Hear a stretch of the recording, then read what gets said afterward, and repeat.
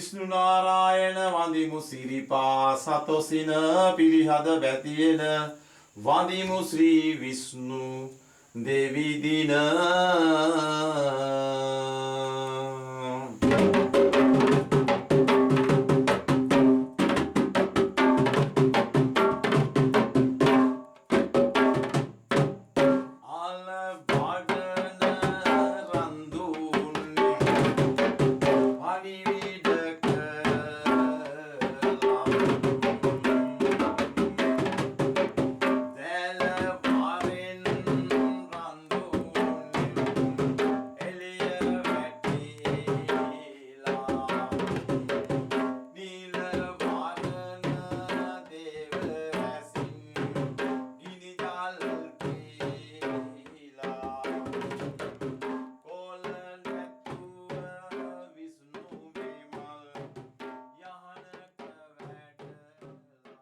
අයිබෝවන් ඉසිර කියස වැඩසටහනට අදත් ඔබ ආදරයෙන් කවුරුවෙන් පිළිගන්නවා.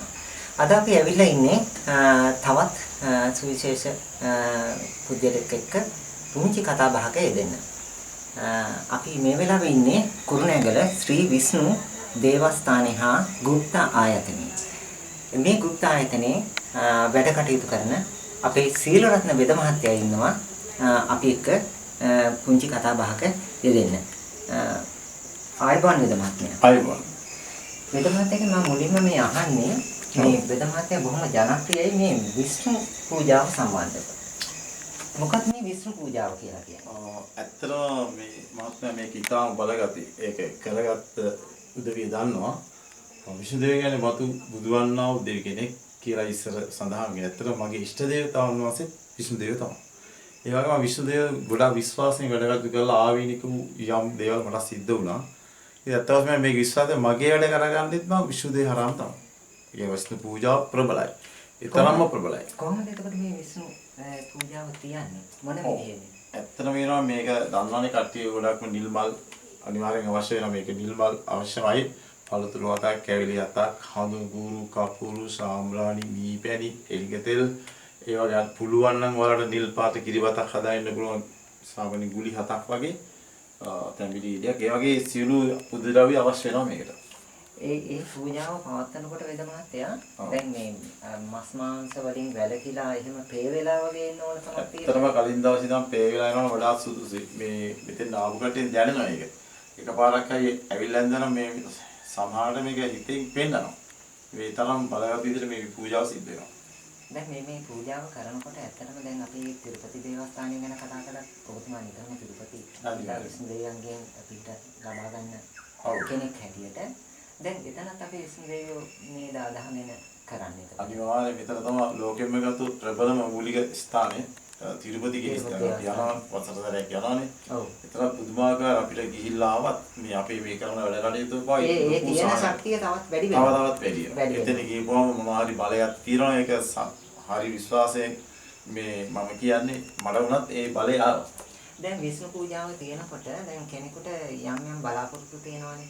දැන් විශේෂයෙන්ම මොන වගේ බලාපොරොත්තු උදෙසාද මේ විෂ්ණු පූජාව පවත්වන්නේ? ඇත්තම මහත්මයා මේක කියන්න බෑ. මේකේ විවිධ ආකාරයේ ප්‍රශ්න විසඳා ගන්න බැරි ප්‍රශ්න මානසික ප්‍රශ්න වලින් තෙලිපිලා ඉන්න මිනිස් මෙතෙන් එනවා. වැඩි හරියක් අද සමාජයේ විදිහට ඉන්නේ වෙද මහත්තයා? ඔව්. තායි දුරු සුළුින් ඒ හිර වෙලා පෞල් ජීවිත විනාශ වෙලා ලෙඩ රෝග වලින් වෙලිලා ඒ වගේ ආදර සම්මතවලින් ඒ ප්‍රශ්න ඇතිලා මම මෙතන කියන්නේ පළවෙනිම මේ සියලු මම ප්‍රශ්න කීපයක් කියන අඩු වලින් ප්‍රශ්න ජයග්‍රහණය නැතිලා කියන්නේ ඒ වගේ ප්‍රශ්න හිතනවා.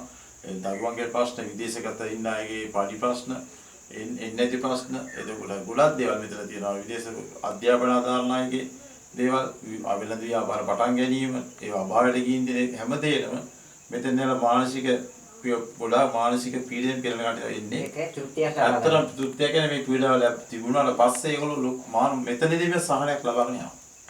අනිවාර්යයෙන්. එතකොට ඒ වගේ අයට විශාල පිහිටක් වෙනවා විෂ්ණු පූජාව තිබීම තුළින් නේද? අනිවාර්යයෙන් මේක දැන් වෙනමත් විෂ්ණු පූජාවට අමතරව ඔබතුමාගේ මේ දේවස්ථානයේ සිදු කරන කාර්ය මොනවද? ඒක විෂ්ණු පූජාවෙන් අමතරව මම ඉතින් මෙතන දැන් වෙනත් පූජාවන් සම්බන්ධව මම අහනවා. ඔව් නවග්‍රහ පූජාවන්, බයිරෝ පූජාවන් ඒ හැම පූජාවේ තියෙන හැම පූජාවකම ප්‍රථමව මම සිදු කරන්නේ විෂ්ණු පූජාව තමයි. පූජික කරගෙන තමයි මේ දේවල් කරන්නේ. ලක්ෂ්මී පූජාවල්, ගණදේවී පූජාවල්. ඒ සියලුම දේවල් කරන්න කලින් විෂ්ණු පූජාව පවත්වලා විෂ්ණුదేවන්ගේ අවසරය ඇතුව තමයි ඔබතුමා මේ කටයුතු කරලා දෙන්නේ. එහෙම තමයි.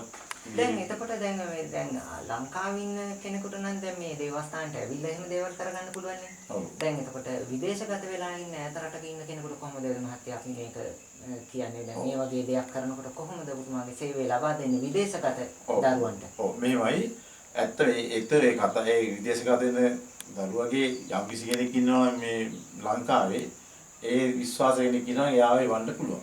එහෙමත්ම නැතිනම් ඒ කෙනාගේ සියලු විස්තර වල ලබා දීලා කාලා දීවිලා වර පූජාව කරන වෙලාවට එයාට වීඩියෝ එකකටත් එන්න පුළුවන් නම් ඔය ඉතාමත්ම වටිනවා. ඒ වීඩියෝ එකේ තියෙන තාක්ෂණයත් එක්ක ඔව් වීඩියෝ එකේ සම්බන්ධ වෙනවා නම් වීඩියෝ කෝල් එකකින් ඉතාමත් එයාටම ලැබෙන සහනය මම හිතන්නේ කියන්නේ මොකද මේක වීඩියෝ එක කියලා එකක් නැහැ. එයාට හඬ සහ රූපේ සියල්ල දැක් ගන්න හම්බ වෙනවානේ. ඒකට එයා එහෙ ඉඳලා දුරස්තව හිටියත් ඒකට සම්බන්ධ වෙනවා. ඒ ආශිර්වාදේ ඒක ගමන් කරනවා කියන එකයි කියන්නේ. අනිවාර්යයෙන් මේක මේ තාම විශ්වයත් එක්ක සම්බන්ධ වෙන්නේ. ඉතින් ඒ නිසා මේ වීඩියෝ දාක්ෂණය කියලා නෑ සමහරවිට අසනීප තියෙන කට්ටිය මොනවාරි බලවේග දෙනකොට ඒ දිෂ්ටි වෙනවා මගේ ඇස් දෙකම බලන් ඉන්නවා. ඔය විදේශගත පුද්ගලයෙකුට ඔබතුමාගේ සේවය ලබා ගන්න ඕනේ නම් මේ යంత్ర මන්ත්‍ර වැඩ කටයුතු කරගන්න මොකක් හරි විශේෂ ගුරුකමක් කරගන්න එහෙම නැත්නම් පූජාවක් තියාගන්න දිනුවක් කරගන්න යාට ඒ වගේ දෙයක නම් කොහොමද ඔබතුමා යාව සම්බන්ධ කරගන්නේ සහ ඒකට විශේෂ දුරකථන ඇමතුමක් ගන්න ඔබතුමාගේ දුරකථන අංක විවෘතව තියෙනවද? ඔව්. තියෙනවා මගේ 0.73යි 99යි 711යි 2 කියලා එකක් තියෙනවා. ආයෙත් දෙනවා 0.77යි 500යි 13යි 18 කියලා. ඔය විශේෂ නම්බර් දිවා රාත්‍රී වැඩ කරනවා. ඒ වගේම මේ මහත්තයා කියන්නකෝ දැන් මේ කුරුණෑගල නෙමෙයි දැන් අපි මේ ඉන්නේ උයන්දන. එතකොට මේ ස්ථානයට කෙනෙකුට එනවා නම් මේ සේවය ලබා ගන්න ඔබතුමාගේ ඒක කොහොමද එන්නේ අපි? ඇත්තටම මම ගොඩක් දුරට WhatsApp ඇඩ් කරගත්තොත් මම ලොකේෂන් එක දානවා එයාලට. ඔව්. එහෙම නැත්නම් කුරුණෑගල ටවුන් එකේ කොළඹින් එන්න පුළුවන් නුවර පාරේ මල්ල පිටිහන්දින් හැරෙන්න තියෙන්නේ. ඒතර දන්න මල්ල පිටිහන්දින් හැරලා කිලෝමීටර් 2ක් වගේ යනකොට හම් වෙනවා මහමෙවුනා වසපුව කියලා බෝඩ් එක. එතන මගේ බෝඩ් එක තියෙනවා.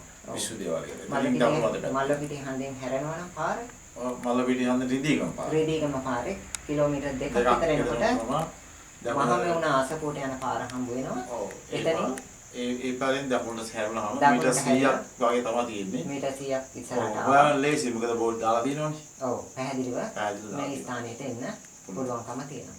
ඔව්. එහෙනම් බොහොමත් ස්තුතියි ඔබතුමාට අද දින මේ ටිකක් සාකච්ඡාවට අපේ ඉසිවර පියස නාලිකාවට එකතු වීම සම්බන්ධව. බොහොමත් ස්තුතියි ඔබතුමාගේ වැඩ කටයුතු තව තවත් සාර්ථක වේවා කියලා අපි ප්‍රාර්ථනා කරනවා. ආයුබෝවන්.